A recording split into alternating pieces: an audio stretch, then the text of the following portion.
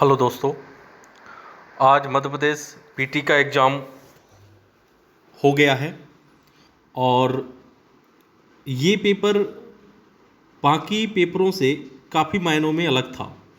ये जो पिछले सालों के जो पेपर हुए थे, चाहे 2016, 17, 18, 19, इन सारे पेपरों से ये पेपर थोड़ा सा अलग था। यदि स्तर की बात करें तो यह पेपर पिछले सालों के मुकाबले इस साल 2020 में यह पेपर का स्तर काफ़ी कठिन रहा है और इसलिए हालांकि वैकेंसी थोड़ी सी कम है, लेकिन पेपर का स्तर काफ़ी कठिन रहा है। इसलिए इस साल का जो कट ऑफ है वो पिछले सालों के कट ऑफ से थोड़ा सा अलग रहेगा और वैकेंसी कम होने पर भी ये जो कट ऑफ है काफ़ी कम हो जाएगा। क्योंकि देखो, कट ऑफ दो बातों पर निर्भर करता है कि पेपर का स्तर कितना है, ये सबसे बड़ी बात होती है, और उस साल वैकेंसी कितनी है। तो वैकेंसी ठीक है, कम है, लेकिन जो पेपर का स्तर है वो काफ़ी कठिन रहा है। किसी भी अभ्यर्थी से आप पूछ लीजिए, वो पेपर का स्तर आपको बताएगा।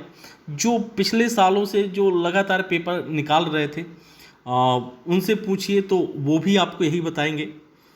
तो यदि इस साल के कट ऑफ की बात करें तो मेरे ख्याल से इस साल का कट ऑफ यदि बात करूं तो अनरिजर्व के कट ऑफ की बात करता हूं, तो अनरिजर्व जो मेल है उसका कट ऑफ 71 या इससे प्लस वाले हैं। एक बात आप पहले मैं क्लियर कर दूं, देखो मेंस की आपको सभी को तैयारी करना है, ठीक है। तो मेंस की तैयारी, देखो तैयारी छोड़ना नहीं है, लेकिन यहाँ पर जो इस कट ऑफ के आसपास हैं या इससे ज़्यादा हैं वो अपना 100% मेंस में फोकस कर सकते हैं। बाकी जो कैंडिडेट हैं वो क्या कर सकते हैं कि वो पीटी और मेंस दोनों को साथ लेकर के चल सकते हैं। निराश बिल्कुल नहीं होना है। नवंबर में फिर से पुनः एमपीपीएससी आयोजित करवाएगा 2021 का पीटी। तो जो कट ऑफ से काफ़ी नीचे हैं तो वो क्या कर सकते हैं कि जैसे मान लीजिए वो 6 घंटे पढ़ाई के लिए दे रहे हैं तो 3 घंटे मेंस और 3 घंटे पीटी ऐसा दे सकते हैं। लेकिन जो इस कट ऑफ को जो पार कर रहे हैं या उसको टच कर रहे हैं तो वो अपना 100% मेंस पर ही फोकस कर सकते हैं।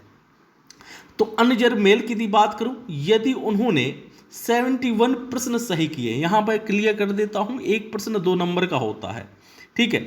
यदि अनरिजर्व के किसी मेल कैंडिडेट ने, पुरुष अभ्यर्थी ने 71 प्रश्न सही किए हैं तो वो 100% वो पीटी क्वालिफाई हो जाएगा और अपना 100% वो मेंस में फोकस कर ले, ठीक है।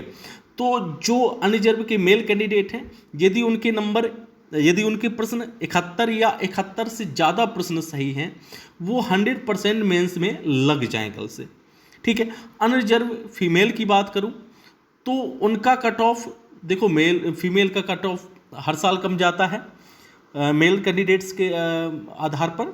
तो जो अनरिजर्व फीमेल का कट ऑफ है, यदि किसी महिला अभ्यर्थी ने जो अनरिजर्व में कैटेगरी की है, यदि उसने 68 प्रश्न सही किए हैं तो 100% वो फोकस अपने मेंस में कर सकती हैं, ठीक है। उसके बाद ईडब्ल्यूएस की बात करूं तो ईडब्ल्यूएस मेल का कट ऑफ 69 प्रश्न या इससे ज़्यादा। तो जो मेल कैंडिडेट है ईडब्ल्यूएस के, यदि उनके 69 या इससे ज़्यादा हैं तो 100% वो मेंस पर फोकस करें। ईडब्ल्यूएस महिला जो कैंडिडेट है, यदि उसके 66 या इससे ज़्यादा हैं तो वो भी अपना 100% फोकस करें।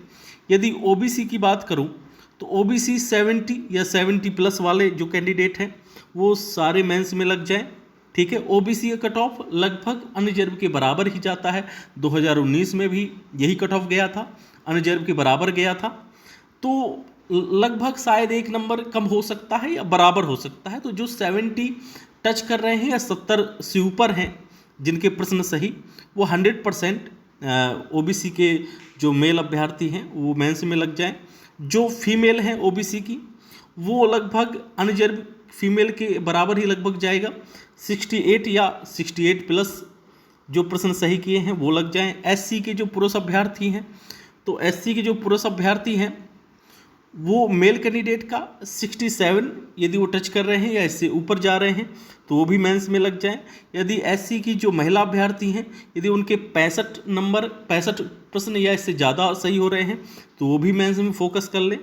जो एसटी भाइयों के जो एसटी जो पुरुष अभ्यर्थी हैं यदि उनके प्रश्न 62 या इससे ज़्यादा सही हो रहे हैं तो वो भी पूरी तरीके से मेंस में फोकस कर लें।